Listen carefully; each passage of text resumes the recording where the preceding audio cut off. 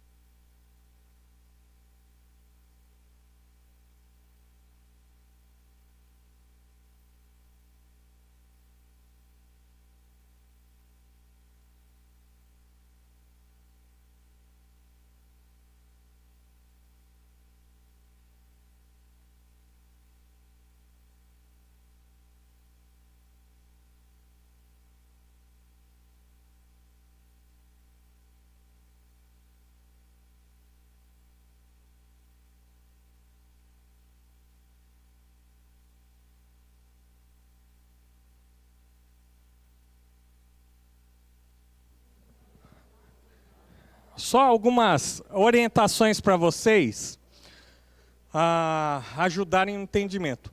É sempre importante, quando nós estudamos uma passagem ou um versículo só, olharmos o contexto, né? Então, o contexto tem que ser olhado em algumas perspectivas, né? a carta ou livro geral, tá bom? O contexto anterior e posterior da passagem. Qual é o tema que o autor está tratando nesse contexto em que essa passagem está inserida, tá bom? Isso vai ajudar bastante, tá? Nas perguntas que vocês precisam responder, tá bom? Então, só não pode consultar a internet e o chat... Como é que é o chat? GPT. Viu? Tá sabendo, né? Consulta bastante, né? Aí. Não pode pedir para ele dar a resposta, tá bom? GTB. Eu vou pedir para cada grupo escolher um representante, tá bom? Ou uma representante, tá bom? Daí, nós vamos seguir essa ordem aqui, tá bom? Ó, então, Efésios 4:30, Atos 5:3, 1 Tessalonicenses 5:19 e Atos 7:51. Tem textos que nós teremos mais de um grupo, tá bom? Daí já pode vir. Quem é que estudou Efésios 4:30? Vocês dois? Então, quem que vai ser o representante para vir aqui? Pode vir.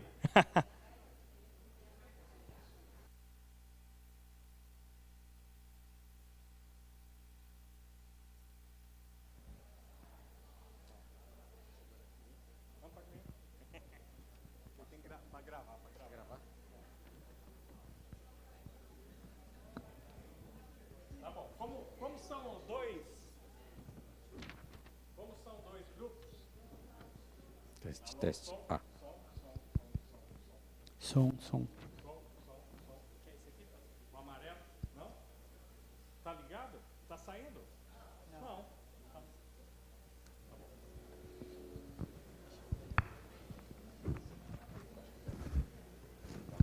Som? Agora está muito alto esse. Som. Então, como são dois grupos aqui, a gente vai intercalar, tá? As perguntas para os dois grupos aí. Som. Tá bom? Som. Teste. E no final, vocês podem fazer perguntas para eles, tá bom? Som. Você não tá combinando. Não, se eu falar isso, vocês não vêm. Tá bom, vamos lá. Efésios 4:30, quem que vai ler pra gente? Posso ler aqui? Tá. Teste. Não entristeçam o Espírito Santo de Deus, com o qual vocês foram selados para o dia da redenção. Muito bem. Edu, qual que é o pecado contra o Espírito Santo nesse texto aqui? Não entristecer, né? Ó, fala no microfone. Eu acho que é não entristecer. Muito bem. O texto fala, então, não entristeçam o Espírito Santo. Muito bem. Segunda pergunta. Quais são as características desse pecado contra o Espírito Santo? Vou pedir agora para o... São dois grupos mesmo, isso, tá bom? Também Eduardo.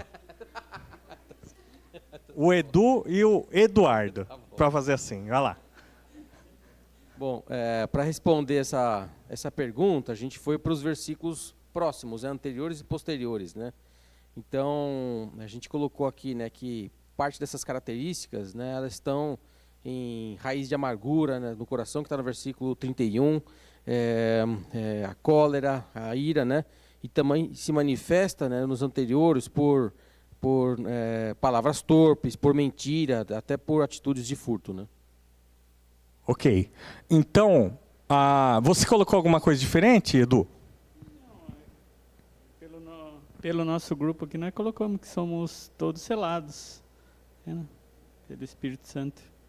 Tá. Mas quais são as características do pecado? Vocês colocaram isso ou não? Não responderam isso? Não. Tá bom. Então, veja bem. A resposta correta aqui é justamente essa que aponta para os pecados que trazem tristeza ao Espírito Santo. Daí nós temos vários exemplos, né? Então vocês citaram pecados que dizem respeito ao nosso relacionamento com o próximo e também em relação ao nosso relacionamento com Deus, né? Então, mentira, ira, cólera e assim por diante.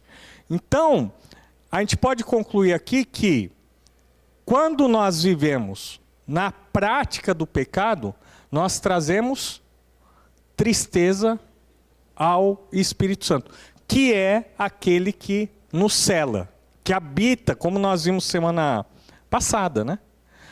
Ele habita e ele é a garantia da nossa salvação. Mas quando nós vivemos em pecado, então nós trazemos tristeza. Muito bem. Edu, vocês pensaram num exemplo? É tudo que desagrada a Deus, né? Tudo que desagrada a Deus, tá? Vocês pensaram em alguma coisa? Alguma coisa mais... Nós colocamos pelo menos 3 exemplos aqui, né? Tá bom. Quando nós cometemos palavras torpes, né? Fazemos uso de palavras torpes, é um exemplo de quando a gente entristece o espírito, né? Ou quando nós mentimos também, né? Então são exemplos de situações que nós pecamos, né? E entristecemos o espírito. Muito bem. E a última pergunta aqui? Vamos lá. Como que a gente pode evitar desse pecado?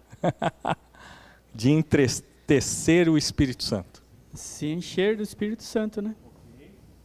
Ser cheio do Espírito Santo. E fazer o que não desagrada a Deus. Opa, e obedecer, fazer aquilo que agrada a Deus. Vocês colocaram alguma coisa diferente? A gente seguiu para o versículo 32, né? Que dava um pouco o contraponto, né? Ele dizia: sejam bondosos e compassivos uns para com os outros, perdoando-se mutuamente, assim como Deus perdoou vocês em Cristo. Joia. Uma das coisas que eu acho que é interessante nisso que vocês colocaram, que é assim: não basta a gente deixar de fazer aquilo que é errado. É necessário fazer aquilo que é certo. Então, deixar de fazer o que é errado é só metade do caminho, né? A outra metade qual é? Fazer aquilo que agrada a Deus. Então não praticar aquilo que desagrada a Deus, mas praticar aquilo que o agrada. Muito bem, obrigado. Vamos dar uma salva de palmas para os dois aqui. Joia. Vamos lá. Oi, pergunta. Sim.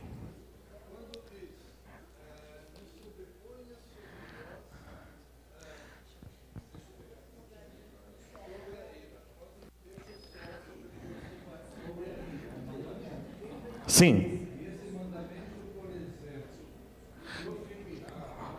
Só um pouquinho. Acho que é melhor você falar no microfone. Aqui, ó. Não, que isso? Pode falar. Então, quando diz assim, irai-vos e não pequeis, não sobreponho o sol sobre a vossa ira. Me dá uma ideia, pelo menos, não é nem ideia, eu creio assim, Deus até permite, pela misericórdia dele, que nós tenhamos até momentos de ira, momentos de nervoso, momentos de até mesmo de enfraquecermos na fé. Mas não deixe isso, sabe, passar, levar adiante. Como diz, não sobrepõe o sol sobre a ira. Procure acertar no dia mesmo. As coisas têm que ser acertadas, ou você com Deus, ou você com irmãos. Sabe, isso agrada o Espírito. Sim. E se eu não faço isso, estarei desagradando o Espírito. Isso aí. Né? A gente vai falar um pouco mais sobre esse tema específico hoje à noite. Então não quero adiantar, tá bom? Tá bom?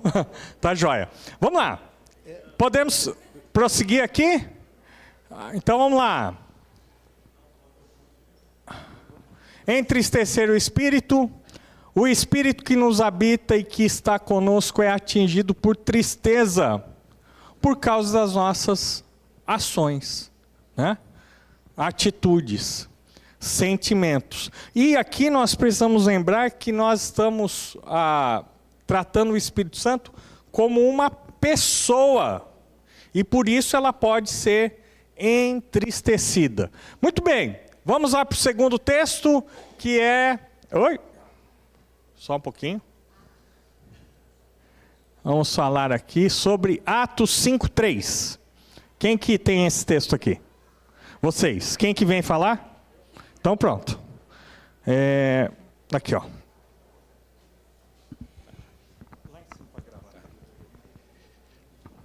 Bom dia.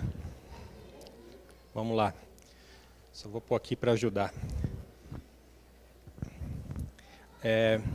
Atos 5:3, né?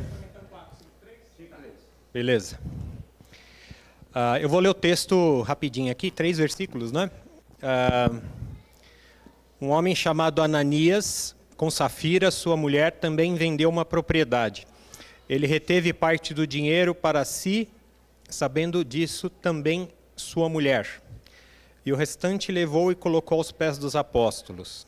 Então perguntou Pedro: Ananias, como você permitiu que Satanás enchesse o seu coração a ponto de você mentir ao Espírito Santo e guardar para você uma parte do dinheiro que recebeu pela propriedade? Esse é o pecado.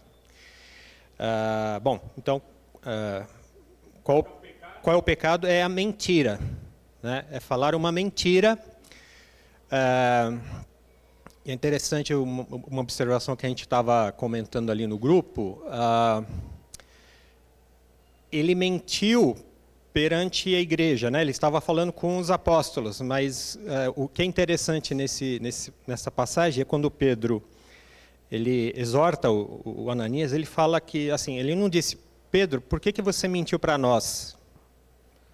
Ele não disse isso, ele disse: Pedro, por que você mentiu ao Espírito Santo? Pedro disse a Ananias, isso. Pedro disse a Ananias. O que eu falei? Pedro não perguntou para Pedro, ele perguntou para Ananias, certo?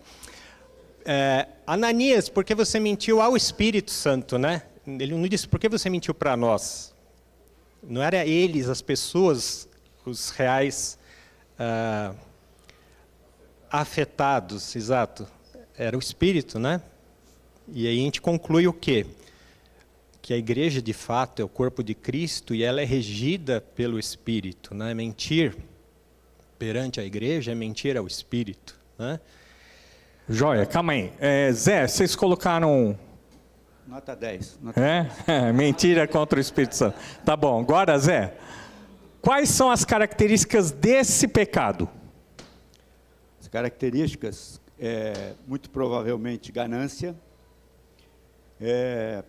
Havia, naquela ocasião, naquela época, as pessoas, o texto anterior, por isso é que foi comentado aqui a importância de você verificar o texto anterior, o contexto, como está acontecendo aquela situação, o porquê daquela situação. Ele fala que as pessoas, elas vendiam, se você pegar o versículo, só para a gente... Versículo 23, ou melhor, 32, no capítulo 4, ele fala o seguinte: da multidão dos que creram, era um coração e uma só alma. Ninguém considerava exclusivamente sua nenhuma das coisas que possuía, tudo, porém, lhes era comum. E mais para frente um pouquinho, diz que eles traziam isso aos pés dos apóstolos, né, para a comunidade e tudo mais. Então, quando Ananias, ele colocou alguma coisa no bolso e trouxe só uma parte, ele realmente, conforme o Fábio já comentou, ele estava mentindo ao Espírito. E aqui, ele retém uma parte desse recurso. Tá? Então, muito provavelmente, ganância, né? Mentindo a igreja, ou aquele corpo todo que estava ali representado naquele momento, uma certa falsidade, né? Uma certa ganância. Então, é nessa linha aí. Joia, vocês colocaram alguma coisa a gente mais? lá no grupo falou que é uma... Até a Kilza levantou, ela pôs uma expressão que eu achei muito boa, uma generosidade disfarçada, né? Opa, joia. Fábio, olha lá. Dá um exemplo de como que esse pecado pode... Assim, tentando aplicar nos dias de hoje, Isso. né? É um pecado que foi cometido na era da igreja, como diz o texto, né? Ou seja, pode ser cometido hoje também, na era da igreja hoje. A gente citou a questão da generosidade disfarçada, você querer fazer vamos dizer, um marketing pessoal perante a igreja, Opa. querer se mostrar santo, querer se mostrar generoso, quando na verdade você não é. Você está ocultando coisas. Por isso que a gente lá no início falou, você não está pecando para as pessoas que estão... Você está pecando contra Deus, né? E isso tem a ver também com um falso testemunho, né? Então, dar um falso testemunho de qualquer natureza perante a igreja, você está mentindo a Deus, ao Espírito. Entendemos dessa maneira, né? Vocês pensaram em outro exemplo? Pensamos, sim. É polêmico o que nós pensamos. Tá bom, vamos lá, Zé. Segura. O seguinte, quando eu deixo de contribuir para a igreja, quando eu deixo de trazer meu dízimo, minha oferta, será que eu não estou praticando a mesma coisa, de certa maneira? Certo? Quando eu tenho... Porque, gente, isso tudo brota do coração humano, tá? Evidentemente, Ananias e a sua esposa, e talvez nós, quantas vezes fizemos isso, também negligenciamos essa generosidade, esse dar, né, esse contribuir e tudo mais. Então, será que quando nós retemos aquilo que Deus nos dá, nós também não estamos negligenciando? Porque é muito fácil você falar, poxa, Ananias, ele mentiu, ele fez isso, fez aquilo, nós estamos apontando o dedo para ele. Mas e quando nós apontamos para nós mesmos, né? Aquilo que nós deixamos de fazer, de sermos generosos, de contribuirmos, né, com a obra, com o reino de Deus? Será que nós temos aquela idolatria ao dinheiro, ao recurso, aos bens, de tal maneira que isso me impede de contribuir, de dar, de ver a necessidade da igreja, do irmão, enfim? Então, por isso que eu falei que é um pouco polêmico nesse sentido, mas é por aí. Ok. E, por último aqui, como evitar esse pecado? Da mentira contra o Espírito Santo. Nosso grupo ele citou duas questões aí relacionadas, né? Uma encher-se do Espírito, né? E a outra, resistir ao diabo. Encher-se do Espírito Santo, a gente usou como referência, o versículo de referência, Efésios 5:18, né? E resistência ao diabo, Tiago 4:7, né? Então, aquela questão, a guerra espiritual, ela existe para o crente, né? Você tem que sempre tomar uma posição diante de certas circunstâncias na vida, e são muitas, né? Então, se você está cheio do Espírito, você não vai dar vazão a falso testemunho, você não vai mentir, você não vai, principalmente perante a igreja. E resistir ao diabo, que a palavra diz, resista ao diabo, ele fugirá de vós, né? Então, eu acho que esses dois versículos ajudam a gente. Ok. E vocês? O primeiro é o seguinte, é aquele primeiro mandamento que foi outro dia aqui na IECA, né? É objeto de uma mensagem. Amar a Deus sobre todas as coisas. Será que nós não estamos amando mais aquilo que Deus nos dá do que realmente colocar Deus em primeiro lugar? Então, o primeiro ponto é esse.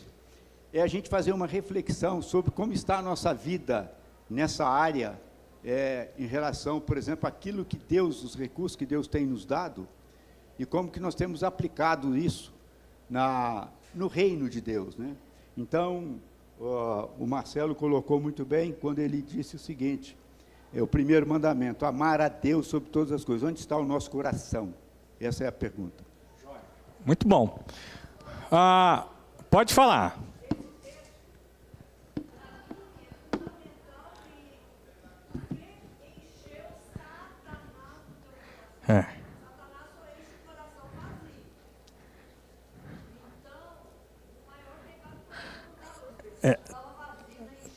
Tem várias questões aí, né, gente? Primeiro o seguinte, Ananias e Safira, eles precisavam vender a propriedade e dar o dinheiro? Eles precisavam? Não. Eles poderiam dizer o seguinte, nós vamos vender, eu vou dar 1/3 para a igreja, ou um desce para a igreja, o resto vai ficar comigo. Eles poderiam fazer isso? Qual foi então o pecado? Dizer que tudo o que eles tinham levantado com a venda da propriedade estava sendo dada para a igreja. Então nós estamos falando aqui de hipocrisia. Porque olha só, é possível mentir para Deus?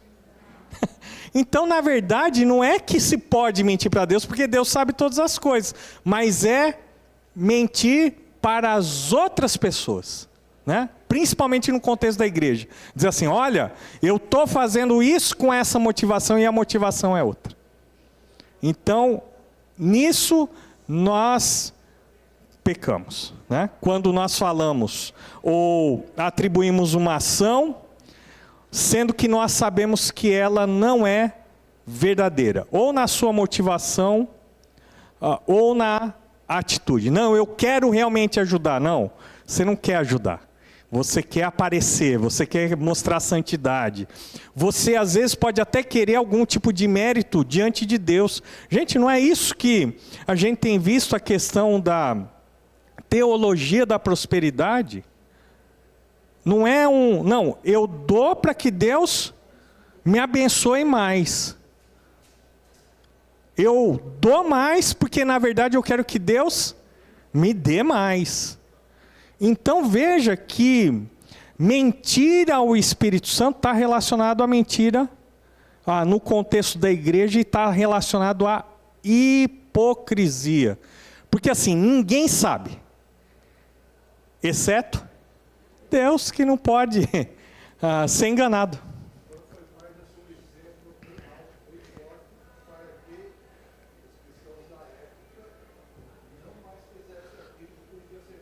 Isso! Por que foi? Imagina, né? Se Deus agisse assim, gente, não tinha uma igreja aberta, né? Se fosse assim, ó, mentiu para o Espírito Santo, caiu morto. Não ia sobrar um aqui. Ia. Mas por que acontece? Justamente para mostrar a questão da seriedade e de que o Espírito Santo não pode ser enganado. É essa a maior lição, né? E gente, tem um contraste, né, entre Ananias e Safira. Eu não sei se vocês perceberam, que é Barnabé.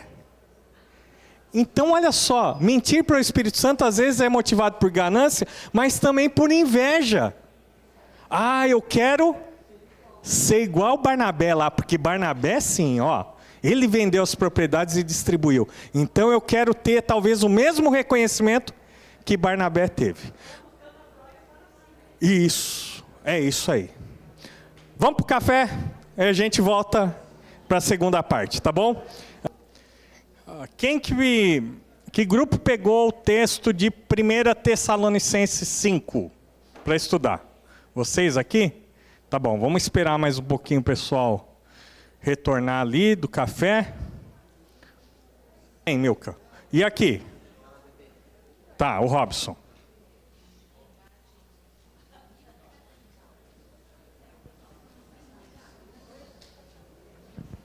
Aí vocês me complicam colocar com o Robson aqui, né? Por quê?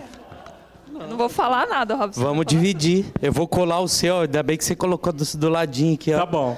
Nossa, vou pegar tudo. Lê pra gente, Robson, o texto. 1 Tessalonicenses 5:13. 13? 5:13 não, 5:19. 19. Isso.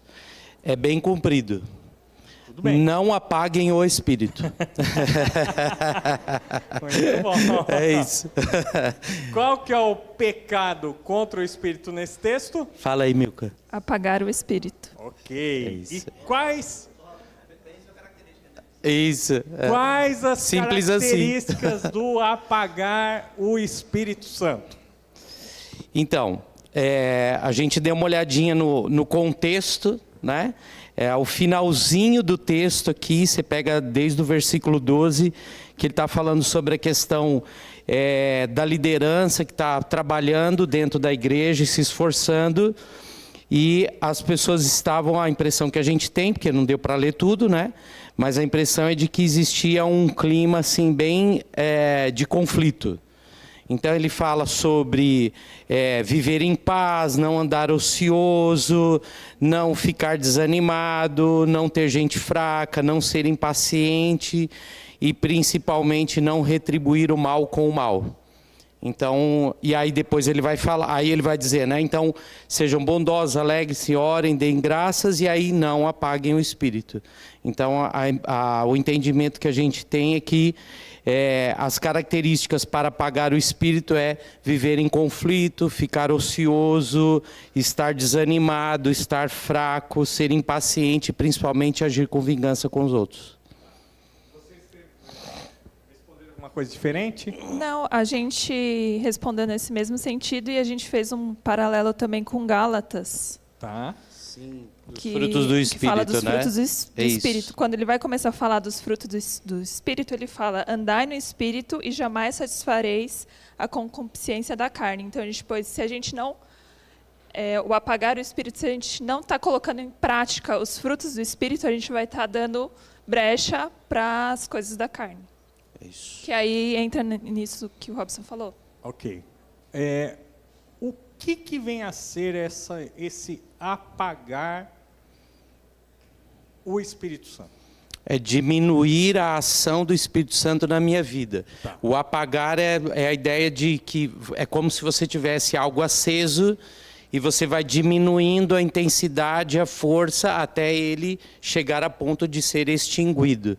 A ação dele, relacionada à ação, não é perder o Espírito. Ok, tá bom. Dê um exemplo. Bem, pensa num exemplo prático, né? Usando também esse paralelo que a gente fez com os frutos do Espírito. Vou dar um exemplo meu. Eu tenho muita dificuldade no trânsito, porque o meu domínio próprio, na hora que eu estou no trânsito...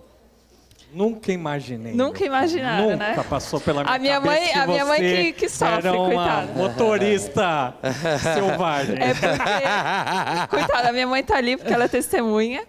Eu fico muito nervosa no trânsito. Então, eu acho que, assim, eu sei o que eu devo fazer, eu sei que eu devo, né, ter todo o domínio próprio ali, mas, às vezes, gente, eu dou vazão para o que está no meu coração e não deixo o Espírito agir na hora. Brigar em casa, por exemplo, né? Conflitos entre familiares, conflitos com outras pessoas dentro do trabalho, enfim, conflitos dentro da igreja, ficar reclamando, né? Reclamando porque está tudo ruim, porque o texto diz: alegrem-se em todo o tempo, deem graças, então sejam gratos, né? Então, fico reclamando porque a vida está difícil, que as coisas estão ruins, né? Querer retribuir o mal com o mal, então fazer mal às outras pessoas que fazem mal a mim. E aí você pode trazer uma lista enorme de outras coisas que possam ser feitas. Um outro exemplo também do amor ao próximo é quando alguém está passando alguma necessidade, alguma coisa. Você sabe o que você deve fazer, mas você fala: nossa, maior trabalho, ir lá, né, cuidar da pessoa, ajudar a pessoa, eu vou ficar aqui na minha. Então, eu acho que também isso é um exemplo prático, né? E como evitar esse pecado?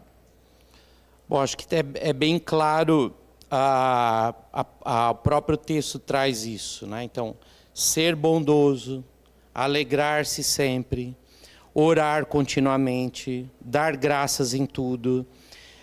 O versículo 20, eu acho que ele é importante, porque o 20 e o 21, eles não tratem com desprezo as profecias, mas ponham à prova todas as coisas e fiquem o que é bom, né? E aí ele usa uma conjunção adversativa. Agora acertei, né? Hein, Laura? Agora acertei, né? Eu passei uma semana treinando, tá? Mas é a ideia de você buscar a palavra de Deus, não desprezar o que está sendo ensinado, não desprezar o que está sendo falado, né? Mas buscar entender, colocar isso, o que é bom em prática na sua vida. E eu acho que o que a gente está fazendo aqui é justamente estudar, entender a palavra e colocar o que é bom na vida, né? E aí, o versículo 22, afastem-se de toda forma de mal E o versículo 23 fala sobre santificação, né? Que o próprio Deus da paz, e aí acho que o 23 explica bem isso de que existia um conflito, né? Então que o próprio Deus da paz o santifique inteiramente e que todo o espírito, alma e o corpo de vocês sejam preservados irrepreensíveis na vinda de nosso Senhor Jesus Cristo, mostrando que estamos dentro de um processo de santificação que vai concluir lá na vinda do Senhor Jesus. Alguma coisa? Não? É isso. Muito bem. E aí saúda os irmãos com um beijo santo. Opa, também, que ele muito fala bem. aqui. Ó. Valeu, gente.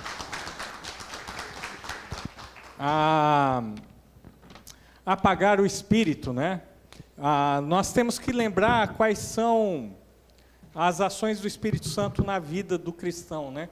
Ele ilumina, ele guia, ele ensina, ele vivifica, ele expurga, ele santifica, ele refina, ele intercede, fortalece e enche as nossas almas. Mas essas ações podem ser limitadas e refreadas. Isso é apagar o espírito em nossas vidas, né? Limitar, refrear, uma vez que também dependem de nossa busca e receptividade. Ou seja, o Espírito Santo ele vai nos guiar, ele vai nos santificar, ele vai nos encher, porém existe a responsabilidade humana. À medida que eu não busco andar no Espírito, à medida que eu desprezo as profecias, e aqui eu acho que é uma coisa muito importante, né? Porque a relação da palavra de Deus com o Espírito Santo é totalmente ligada, né? Uma vez que o Espírito Santo é aquele que inspirou as Escrituras e as profecias. Então, o Espírito Santo ele está muito ligado à palavra inspirada, né? Uma vez que nós desprezamos as profecias, ou não buscamos a palavra, isso limita a atuação do Espírito Santo em nossas vidas. É lógico que, quando os autores bíblicos estão trazendo esses ensinamentos, né, nesse caso de apagar, é uma figura de linguagem. Né, porque nenhum homem, nenhuma mulher tem o poder de ir lá e... né? Não. Só que Deus, na sua soberania, Ele resolveu agir na vida das pessoas à medida que as pessoas permitem. Uma vez que essas pessoas busquem, né, conhecer a vontade de Deus, obedecer e tudo mais. Então, apagar o Espírito Santo, sim, é possível. A ideia não é expulsar ou retirar o Espírito, mas é deixar a atuação dele ali ser a mínima possível nas nossas vidas, né? Da mesma maneira que nós temos a outra figura do encher-se, né, do Espírito Santo. Ao invés de você se embriagar com vinho, você é controlado pelo Espírito Santo. Muito bem. Vamos ver o último texto. Resistir ao Espírito Santo. Vamos lá. Quem que estudou esses textos? Vamos lá. Só vocês? Opa, desculpa. Atos 7:51. Você também, né? Bom, mas aqui eu já respondi a primeira pergunta, né? Vamos lá.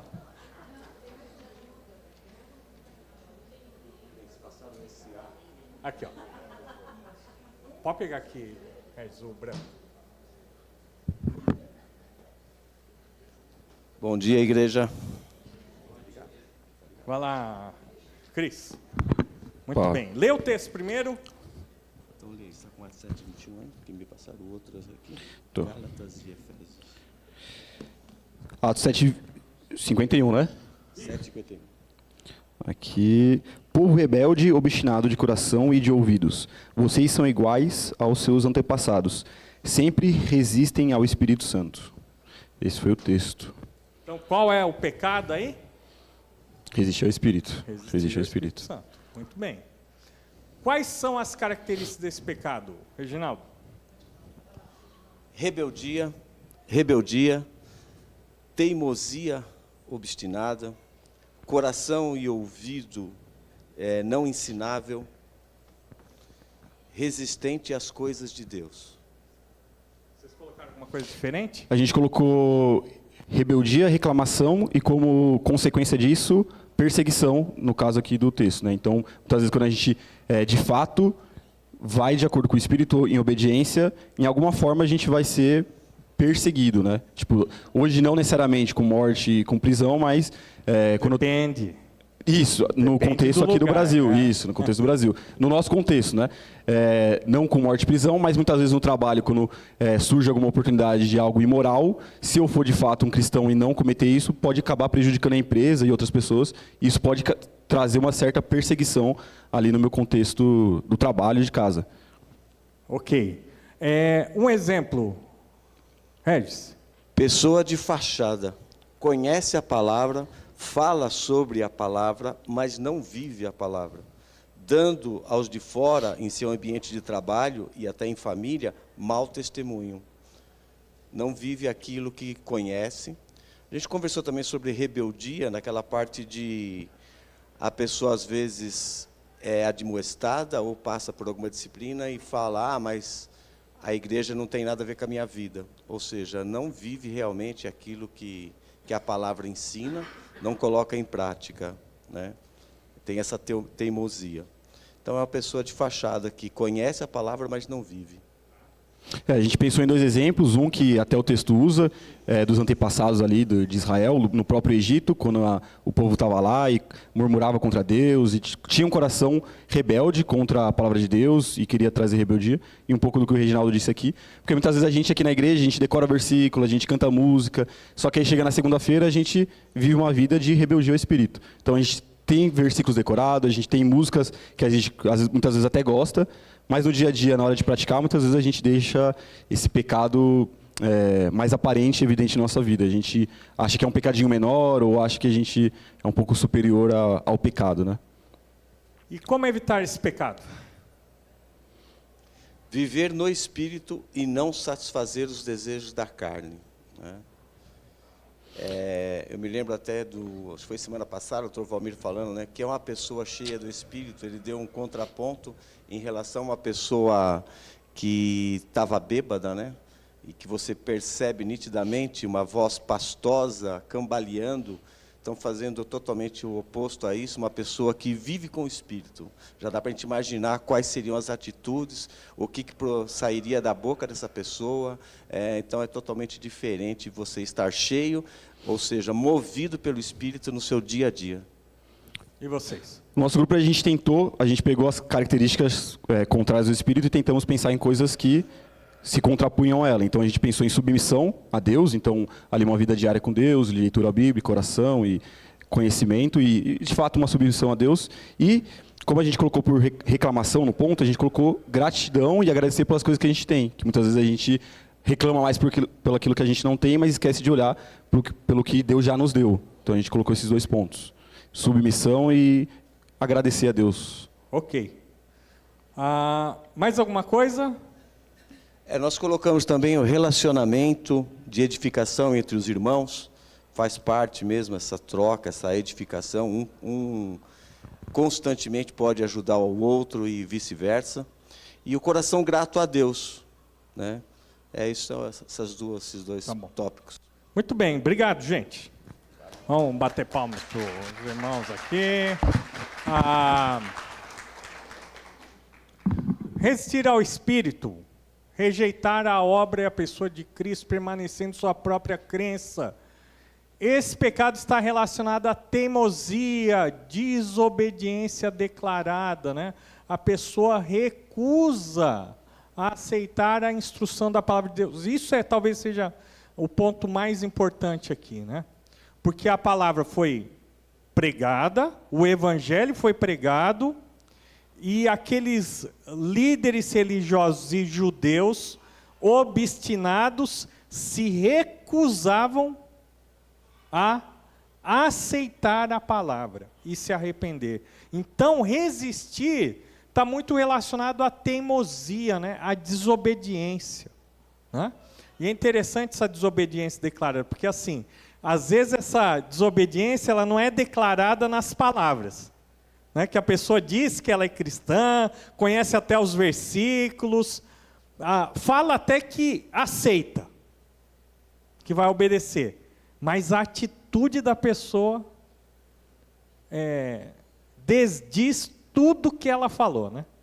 Então é uma teimosia, é uma recusa, né, a aceitar a instrução da palavra. E de novo aqui, né, gente, a questão da palavra sempre no centro, né?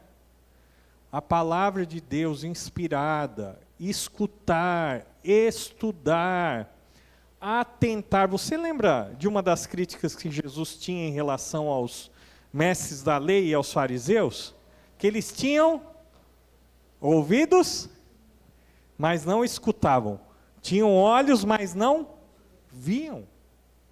Eles estudavam a palavra, eles conheciam a Torá, mas eles não conseguiam enxergar a verdade da palavra de Deus, e muito menos eles aceitavam aquilo que o Evangelho ensinava. Então, resistir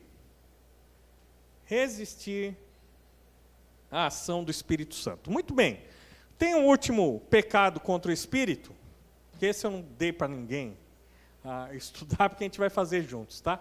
Blasfêmia contra o Espírito Santo. Vamos ler o texto aqui? Mateus 12, 22 a 32. Vou pedir para alguém fazer a leitura para a gente, de uma maneira bem pausada. Quem que vai ler para a gente?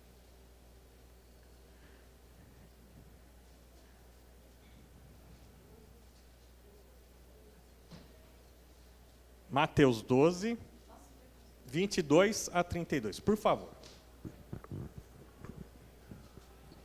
Depois disso, levaram-lhe um endemoniado que era cego e mudo, e Jesus o curou, de modo que ele pôde falar e ver.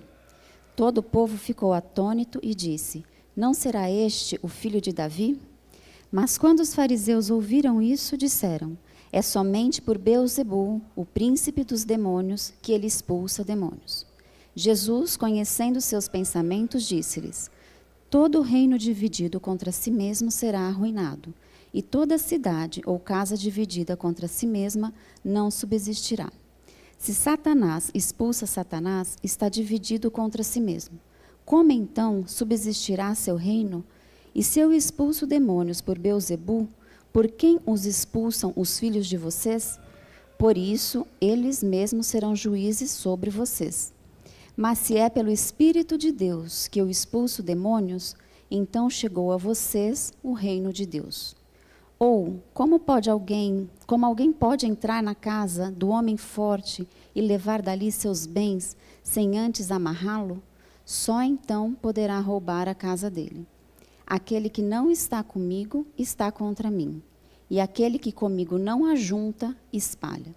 Por esse motivo eu lhes digo, todo pecado e blasfêmia serão perdoados aos homens, mas a blasfêmia contra o Espírito não será perdoada. Todo aquele que disser uma palavra contra o Filho do Homem será perdoado. Mas quem falar contra o Espírito Santo não será perdoado, nem nesta era, nem na que há de vir. Opa, então esse pecado aqui é diferente dos demais pecados cometidos contra Deus e até contra o Espírito Santo. E por que que ele é diferente? Porque é o único pecado sem perdão. A pessoa que comete esse pecado, ela não terá a oportunidade de receber o perdão de Deus. E por isso, é um pecado que precisa ser compreendido, né? Eu lembro que um jovem chegou na nossa igreja uma vez, e ele estava muito perturbado. E depois do culto, então, ele me procura e falou assim: pastor, tem um problema aqui e tudo mais. Eu acho que eu blasfemei contra o Espírito Santo. E eu sei que não tem perdão, e eu não sei o que fazer. E ele estava desesperado ali. Daí, então, nós conversamos, esclarecemos, e no final a conclusão que ele chegou é que ele, de fato, não tinha cometido esse pecado, né? Mas o que é a blasfêmia contra o Espírito Santo? Primeira coisa que a gente tem que entender é que blasfemar é falar mal, gente. É isso. Blasfêmia é você ofender, maldizer, amaldiçoar, injuriar, nesse caso aqui, a pessoa do Espírito Santo. Então essa é a primeira coisa que nós precisamos entender. A segunda coisa é que esse pecado, essa blasfêmia, ela tem que ser dirigida contra o Espírito Santo. E é interessante porque no final, nos últimos 2 versículos, Jesus deixa bem claro o seguinte: se falarem mal do Filho do Homem, tem perdão, né? Se falarem mal do Cristo, há perdão, mas a blasfêmia contra o Espírito Santo, não. Aí não tem perdão. Daí você vai perguntar, por quê? E eu vou responder, não sei. Porque Deus resolve perdoar uma pessoa que blasfema contra Cristo, mas a blasfêmia contra o Espírito Santo, não. Essa não tem perdão. Então, a gente vai encontrar talvez algumas dicas aqui, mas dificilmente a gente vai chegar a uma conclusão clara, porque também o texto não nos dá essa resposta dessa maneira, né? Então, olha só, blasfemar é falar mal e ela é dirigida contra o Espírito Santo. Vamos pensar o contexto aqui. Qual é o contexto da passagem? Jesus expulsou o demônio de um homem que era cego e joia. Jesus, então, cura essa pessoa, expulsa o demônio dessa pessoa. Esse homem, então, passa a ver e a falar. Muito bem. A multidão, ao ver esse milagre, então, eu não digo que reconhece, mas eles fazem uma pergunta, não é? Será que não é esse o Messias? É isso que eles estão dizendo. Ou seja, diante daquela constatação de um milagre, de uma ação que só pode ser uma ação vinda de Deus, o povo diz assim, puxa, será que esse não é o Messias prometido? Aquele que iria operar os milagres de Deus através do Espírito Santo. O Espírito do Senhor está sobre mim. Então, veja bem, esse pecado, ele já tem esses aspectos que são bem distintivos, né? Então, Jesus, ele faz um milagre, a multidão começa a se questionar se realmente ele é ou não o Messias. Mas daí a gente tem um contraponto aqui, que é o famoso grupo dos fariseus, dos escribas, dos mestres da lei. E o que é que eles dizem a respeito daquilo que eles viram? O que eles dizem?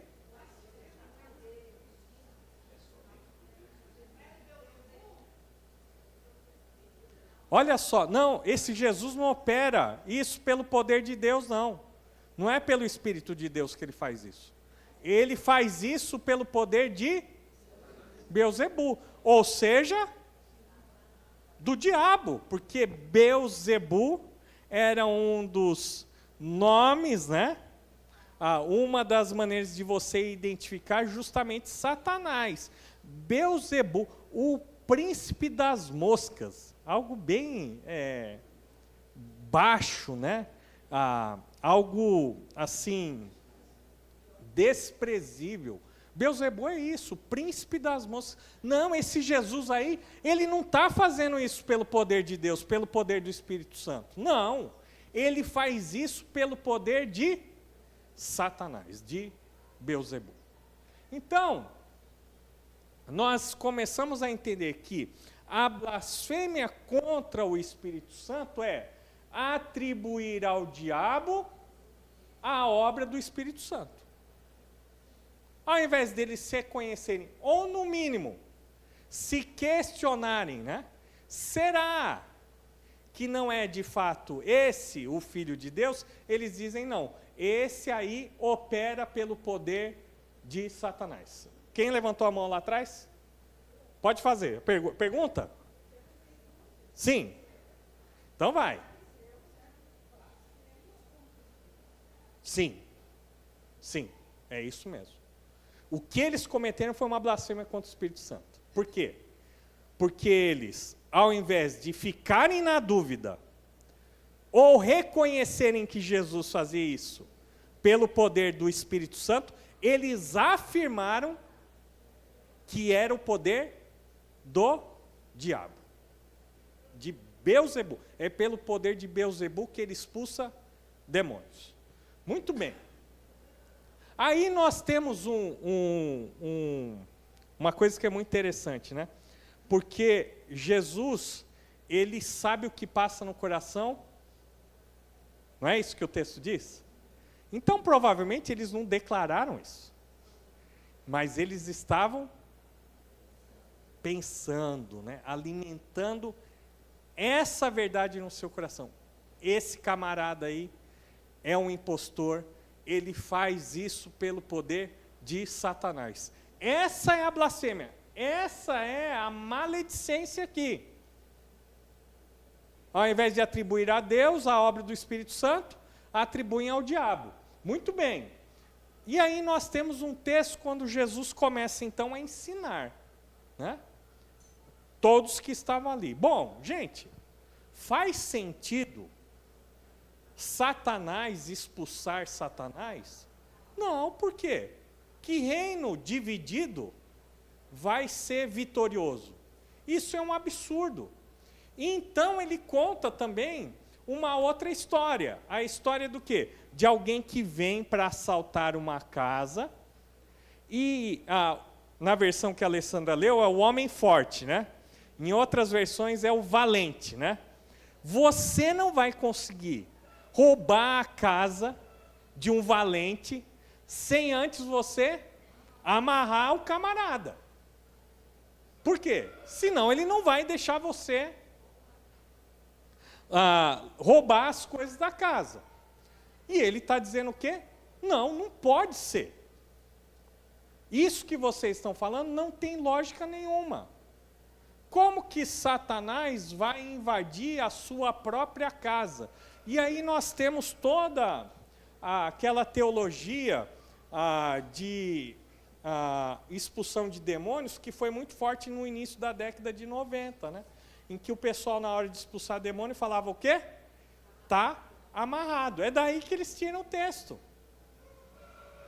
Está amarrado. Né? Daí o pessoal disse que o endemoniado ficava assim, né? Amarrado e tal. Eu nunca vi. Até tentei.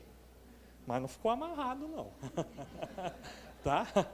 Então, isso foi usado como um jargão, como sendo uma fórmula mágica para a expulsão de demônios. O que a Bíblia não nos ensina, o que Jesus ensinou aos discípulos, é que é na autoridade dele que nós devemos expulsar, ordenar que os demônios saiam de uma pessoa. Ele não ensina nesse texto aqui que a gente tem que falar, está amarrado, né? E agora que ele está amarrado, então vou entrevistar, né? De onde você vem, qual é seu nome, você está sozinho, você está acompanhando. Não, aí não é Bíblia, tá bom? Fala, Zé. Fala bem alto. Essa questão toda não está relacionada muito especificamente à própria rejeição dos fariseus? Sim, é isso aí. O próprio ministério. Isso. Na realidade, eles atribuíam a Satanás, porque eles também não criam em Jesus, não sabiam, né? Quer dizer, não criam que Jesus era o Filho de Deus. É isso aí. O próprio texto fala, né, a respeito do Espírito da vida. Isso, mas é isso aí. A blasfêmia contra o Espírito Santo, ela também está relacionada ao ministério de Cristo, mas é uma palavra dirigida ao Espírito. Porque o próprio Jesus diz, toda palavra dirigida ao Filho do Homem será perdoada. Mas a blasfêmia contra o Espírito Santo não há perdão, nem agora, nem na era por vir. Será que Jesus está ensinando que tem uma segunda chance aqui? Não, gente. O que ele está dizendo? Gente, esse não tem perdão de jeito nenhum. Não tem como acontecer o perdão em relação a isso. Por que eu estou falando dessa questão, e para vocês entenderem essa questão do valente? Porque é o seguinte, quando Jesus vem, ele invade o reino das trevas. Ele entra na casa de Satanás. Ou seja, ele é mais forte que Satanás. Aqui ele não está usando um exemplo no sentido de dizer, então ele está dizendo que roubar não é uma coisa ruim. Não está dizendo nada, está dizendo o seguinte, que ele é mais forte que Satanás. E por isso ele vem e liberta as pessoas que estão sendo escravizadas. Por isso eu tenho o poder de expulsar demônios. Porque eu sou mais forte, eu vim para saquear o reino de Satanás. Então, veja que a blasfêmia contra o Espírito Santo é essa rejeição e injúria consciente. Gente, não é uma pessoa que de repente no momento de raiva diz assim, Deus não existe. Ou que em algum momento se revolta contra Deus, ou até mesmo contra o Espírito Santo. Não, a gente está falando de uma rejeição e injúria consciente. E outra palavra que eu acho que é importante, final. Nós não reconhecemos que Jesus opera pelo Espírito Santo. Não adianta, pode acontecer o que for. Nós não vamos aceitar essa verdade. Jesus opera pelo poder do diabo e não pelo poder do Espírito Santo. Isso é a blasfêmia contra o Espírito Santo. E é o pecado, então, imperdoável. Jesus está dizendo o seguinte, eu estou operando isso pelo poder do Espírito Santo. Veja um exemplo aqui diante de vocês. Vocês estão dizendo que eu opero isso pelo poder do diabo. Não faz sentido nenhum, porque um reino dividido não subsiste. E só pode entrar na casa e saquear os bens aquele que é mais forte que o valente. Eu sou esse que é mais forte que Satanás. Por isso que eu venho e liberto as pessoas que estão cativas do poder do diabo. E mesmo assim, eles dizem o quê? Não. Jesus faz essas coisas pelo poder do diabo e não do Espírito Santo. E por isso, então, esse pecado é imperdoável. Daí vamos lá. Qual é a possibilidade de alguém praticar esse pecado? Existe? Sim. É possível? Sim. É provável? Pouco provável. Porque a pessoa teria que ter todos os elementos necessários para conhecer a verdade de Deus e, de uma maneira consciente e final, rejeitar e injuriar. Acontece? Sim, mas não é uma coisa comum. Voltando lá e a gente vai concluir aqui, né? Uma vez que o Espírito Santo é uma pessoa, ele possui sentimentos e por essa razão ele pode ser entristecido, apagado, resistido e injuriado. Respondendo para aquele jovem, eu falei o seguinte, você está preocupado que você blasfemou contra o Espírito Santo? Então você não blasfemou contra o Espírito Santo. Porque se você tivesse blasfemado, você não tinha essa preocupação. Porque a blasfêmia contra o Espírito Santo é uma rejeição e uma injúria consciente e final. Gente, aquele rapaz fez assim, ó. Respirou aliviado. Que bom. Que bom que eu não... Não, porque se você está preocupado, isso indica que você não cometeu. Porque se você tivesse cometido esse pecado, você estava indiferente. Você não estaria preocupado em realizar a vontade de Deus. Se você tem alguma preocupação em ter blasfemado contra o Espírito Santo, sabe que você não cometeu esse pecado, tá bom? E... Boi, pode falar. Sim.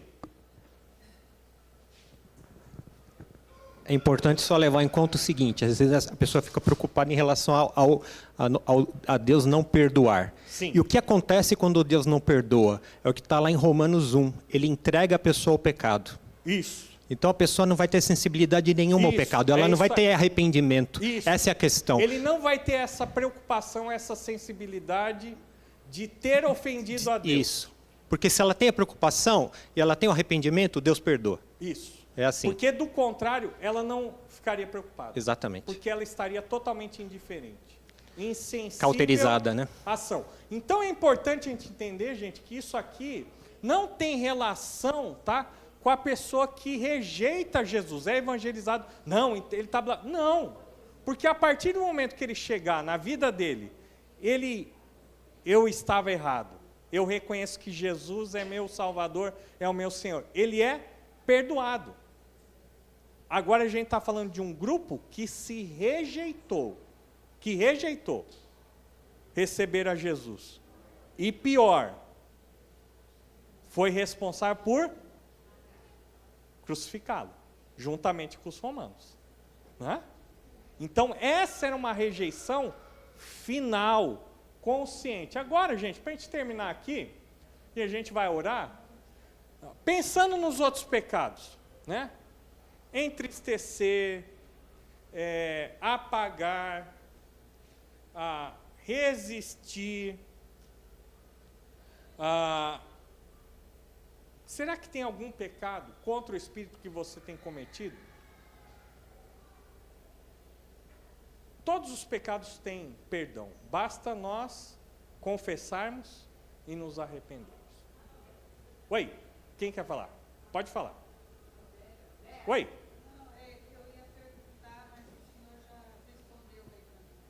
Tá bom. Vamos orar? Amado Deus e Pai, o Espírito Santo é quem nos convence do pecado. E se temos cometido pecados contra o Espírito Santo do Senhor, nós pedimos que Ele mesmo nos mostre, nos convença e nos capacite ao arrependimento. Nos abençoa, Deus, no dia de hoje. Pedimos isso, em nome de Jesus. Amém. Obrigado, gente. Daí, se alguém tiver mais perguntas, pode vir aqui, daí eu posso tentar responder, tá bom? Oi? Tá bom, congeladas, né? Tá bom, se alguém quiser...